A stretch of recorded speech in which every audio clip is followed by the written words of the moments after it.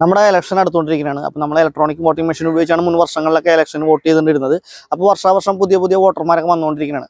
അപ്പോൾ ഈ മെഷീനെ കുറിച്ച് സംബന്ധിച്ച ആളുകൾക്ക് ഇപ്പോഴും കുറച്ച് കൺഫ്യൂഷൻസും ഡൗട്ടും കാര്യങ്ങളൊക്കെ ഉണ്ട്. അപ്പോൾ അത് എങ്ങനെയൊക്കെ ക്ലിയർ ചെയ്യാമെന്നുള്ളതിന് വേണ്ടിയാണ് നമ്മൾ ഇങ്ങനെ ഒരു വീഡിയോ ഇപ്പോൾ ക്രിയേറ്റ് ചെയ്യുന്നത് കേട്ടോ. പൊതുജനങ്ങൾക്ക് നമ്മളുടെ വോട്ടിങ്ങിനെ കുറിച്ച് പരിചയപ്പെടുത്താൻ വേണ്ടി പ്രത്യേകിച്ച് പുതിയ വോട്ടർമാർക്ക് വോട്ടിംഗ് മെഷീൻ്റെ പ്രവർത്തനങ്ങൾ പരിചയപ്പെടുത്താൻ വേണ്ടി കേരള തിരഞ്ഞെടുപ്പ് കമ്മീഷൻ നിർദ്ദേശാനുസരണം നടത്തിയിട്ടുള്ള ഒരു പരിപാടിയാണിത്. ഇത് വോട്ട് ചെയ്യുന്നതിന് നമ്മൾക്ക് വോട്ടർമാരെ പരിചയപ്പെടുത്താം. അപ്പോൾ വോട്ട് ചെയ്യുക.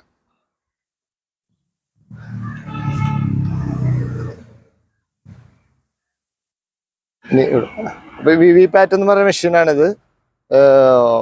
ഇതിൽ നമ്മൾ വോട്ട് ചെയ്ത സ്ഥാനാർത്ഥിയുടെ ചിഹ്നവും ക്രമനമ്പറും 7 സെക്കൻഡ് തെളിഞ്ഞു നിൽക്കും.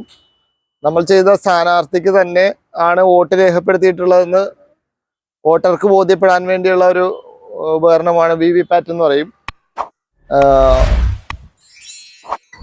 വോട്ട് ഒന്നും കൂടി ചെയ്യും.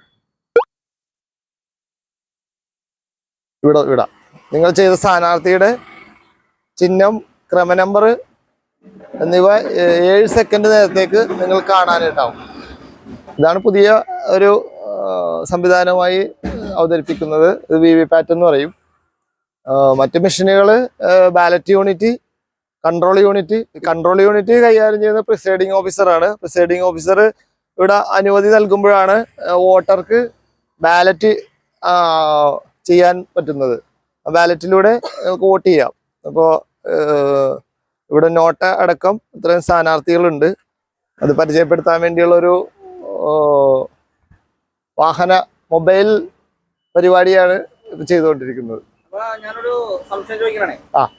നമ്മൾ മുൻ വർഷങ്ങളിലും ഇലക്ഷനിലൊക്കെ ഈ മെഷീൻ തന്നെയാണ് ഉപയോഗിച്ചിരിക്കുന്നത്. അതെ. എന്തുകൊണ്ടാണ് ഇപ്പൊ ഇങ്ങനൊരു ആളുകളെ ബോധവൽക്കരിക്കാൻ വേണ്ടി? അതെ, പുതിയ വോട്ടർമാരാണ് കൂടുതൽ നമ്മൾ ഉദ്ദേശിക്കുന്നത്. എല്ലാ വർഷവും ഇപ്പൊ കുറച്ച് 2 തെരഞ്ഞെടുപ്പുകളായി ഉണ്ട്. പക്ഷെ പുതിയ വോട്ടർമാർക്കുള്ള എന്തെങ്കിലും സംശയങ്ങൾ ദൂരീകരിക്കുന്നതിന് വേണ്ടിയാണ് ഇലക്ഷൻ കമ്മീഷൻ ഇത് ഏർപ്പാടാക്കിയിരിക്കുന്നത്. പുതിയ വോട്ടർമാർക്കുള്ള സംശയങ്ങൾ തീർക്കുന്നതിനായിട്ട് ഇത്തരത്തിലുള്ള വാഹനങ്ങൾ കേരളത്തിന്റെ പല ഭാഗങ്ങളിലും ഇലക്ഷൻ കമ്മീഷൻ സജ്ജീകരിച്ചിട്ടുണ്ട്. അപ്പോൾ ഈ വീഡിയോ മറ്റുള്ളവരിലേക്ക്, വോട്ടർമാരിലേക്കൊക്കെ എത്തിക്കുക. അപ്പോൾ ഇലക്ട്രോണിക് വോട്ടിംഗ് യന്ത്രവും VVPAT ഉപയോഗിച്ച് എങ്ങനെ വോട്ട് ചെയ്യാമെന്നുള്ളതാണ് ഇവിടെ പറയുന്നത്.